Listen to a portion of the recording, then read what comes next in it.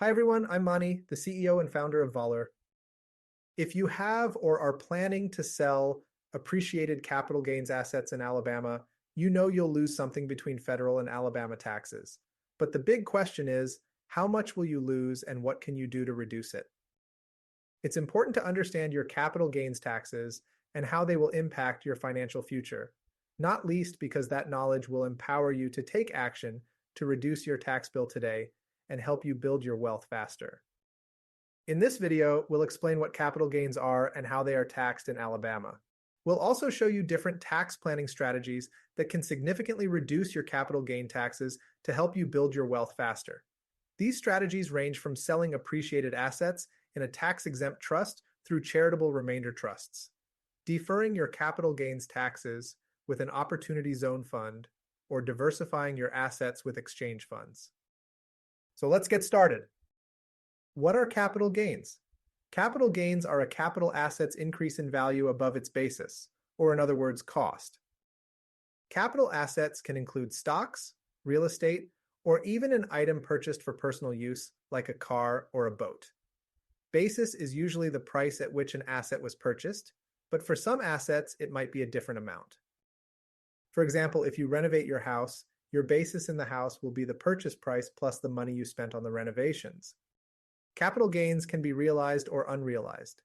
Realized in this context means acquired or received, so realized capital gains are gains that you have received by selling the asset. Unrealized gains, by contrast, represent a change in the value of an investment that you have not yet sold. Capital gains are not taxed until they are realized, meaning that even if your Apple stock has increased 50 times from the day you invested, you won't owe any capital gains taxes until you sell the stock. There are two types of realized capital gains for taxation purposes. Short-term capital gains. These are gains from selling assets that you've held for 1 year or less, while long-term capital gains are gains from assets held more than a year. Realized capital gains are typically subject to both federal and state taxes. The tax rate you will pay on capital gains will vary depending on where you live, your income, and the type of asset you sold. For federal capital gains taxes, short and long-term capital gains are taxed differently. Short-term capital gains, or assets held for 1 year or less before being sold, are taxed as ordinary income, while long-term capital gains are taxed at lower rates.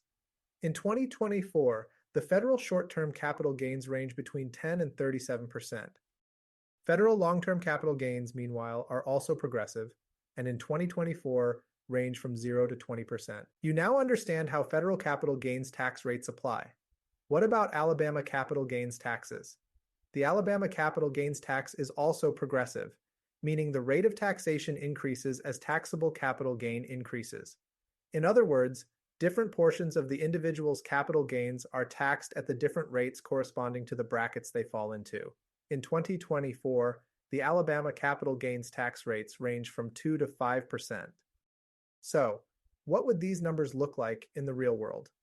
Let's consider Jenna, an Alabama investor who purchased 7,000 shares of Apple stock in April 2019 at $50 per share.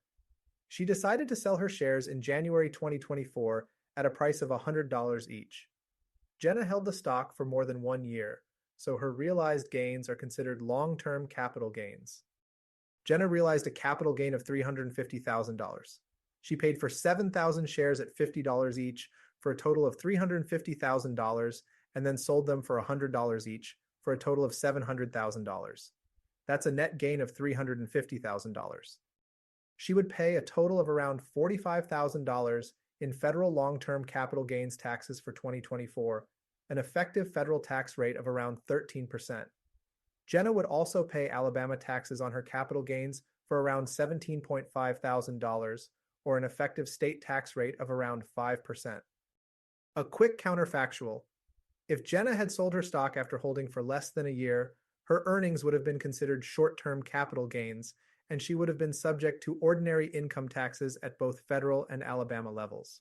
As you can see, capital gains taxes are a common burden that can significantly reduce your net earnings from the sale of an asset. Accordingly, it is critical to identify strategies that can reduce these taxes. Tax planning is a strategic approach designed to reduce a person's or a company's tax liability by leveraging various tax benefits and allowances. Different tax planning strategies can help you reduce your income tax liability. Here are the three we consider most advantageous. Sell appreciated assets in a tax-exempt trust. By setting up a charitable remainder trust or CRUT, you can sell your asset tax-free and receive a charitable income tax deduction of approximately 10% of the current value of the appreciated asset.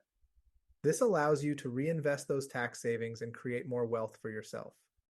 As an example, if you have your assets in a lifetime CRUT, you can take home 80% or more after taxes compared to not using one and selling your assets in a regular taxable account over the course of your life. Using an Opportunity Zone fund to defer your capital gain tax and potentially avoid taxes on your Opportunity Zone investment. Investors who have realized capital gains can roll those gains into an Opportunity Zone fund. If they do so within 180 days of realizing the gain, the following tax incentives are available. First, capital gains may be deferred until 2027, or in other words, you still have to pay the taxes, but don't have to pay them till later, allowing you to invest the owed taxes for a few years to create additional growth. You can also save even more through an adjustment in cost basis of your Opportunity Zone investment. If you hold the Opportunity Zone investment for at least 10 years, you can sell the fund shares and avoid federal taxes on the Opportunity Zone fund appreciation. Another option is to simply diversify your investment using an exchange fund. An exchange fund allows investors to contribute stock. By aggregating the concentrated stock positions of many investors, an exchange fund allows you to substitute or replace your own concentrated stock position with a diversified basket of stocks of the same value, reducing portfolio risk and putting off tax consequences until later. Exchange funds now take a wider range of shares from most companies listed on major exchanges to large startups. Importantly, after you have exchanged your concentrated position for a diversified basket of stocks, you will still have to pay capital gains taxes when you sell the diversified stocks and won't receive the diversified shares for 7 years. All right, that wraps it up. I really hope you enjoyed the video and learned something new. Please feel free to comment, like, share, and subscribe to our channel. Now, a quick word about Valor. We've built a platform to give everyone access to the tax planning tools of billionaires like Facebook founder Mark Zuckerberg and others. We make it simple and seamless to pick the best strategy, set up, and administer these structures at a fraction of the cost of competitors. I really hope you found this video useful. If you still have any questions, please visit our website at Valur, VALUR.io, where you can read more content on these subjects, play with our online calculator to discover your potential financial gains, or schedule a call with us.